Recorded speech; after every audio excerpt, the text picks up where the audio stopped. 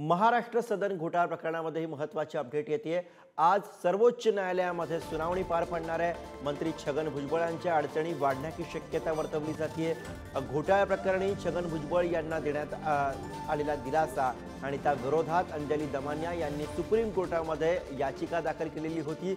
दमानिया यांच्या याचिकेवरती आज सुनावणी होणार आहे। तर अंजली दमानिया यांनी या विरोधामध्ये याचिका दाखल केलेली आहे आणि यामध्ये आज सर्वोच्च न्यायालयामध्ये सुनावणी पार पडणार आहे। त्यामुळे छगन भुजबळ यांच्याविषयी आज काय सुनावणी दरम्यान घडतं हे पाहायला लागेल। राष्ट्रवादीचे मंत्री छगन भुजबळ यांना महाराष्ट्र सदन घोटाळ्यात मागे सेशन्स कोर्टाकडनं एक क्लीन चिट मिळाली होती, म्हणजे त्यांचं डिस्चार्ज ॲप्लिकेशन मान्य झालं होतं। मी मुंबई हायकोर्टात त्याच्याविरुद्ध याचिका टाकली होती, पण गेले 1.5 वर्ष 5 जजेस पुढे ही याचिका आली होती, पण त्या सगळ्या जजेसनी नॉट बिफोर मी केलं होतं।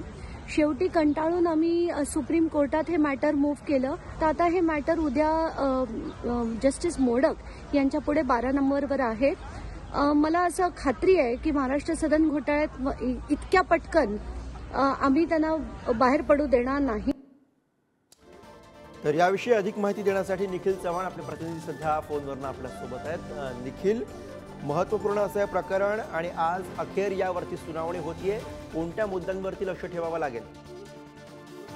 नक्कीच पाहायचं झालं तर महाराष्ट्र सदन घोटाळ्यामध्ये ही जी संपूर्णपणे याचिकेवरती आज सुनावणी होणार आहे। महाराष्ट्र सदन घोटाळ्यात छगन भुजबळ यांना डिस्चार्ज करण्यात आलं होतं। या प्रकरणाच्या डिस्चार्जला आव्हान देणारी अपील गेल्या 1.5 वर्षापूर्वी आहे ती केली गेली होती, परंतु त्याच्यावरती सुनावणी आहे ती पार पडत नव्हती। तर आज ही सुनावणी आहे ती उच्च न्यायालयामध्ये आपल्याला पाहायला मिळेल।